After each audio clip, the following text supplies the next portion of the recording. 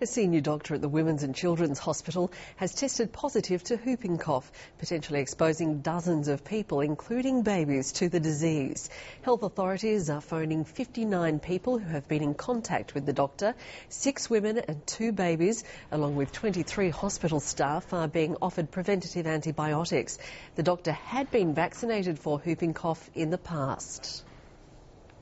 I have no doubt that it will cause some concern for some people, but I think I can reassure people that this is a very unusual event, and certainly in all my experience at the Women's and Children's Hospital, this is the first time anything like this has happened. It comes less than a month after the death of a 5-week-old baby from whooping cough.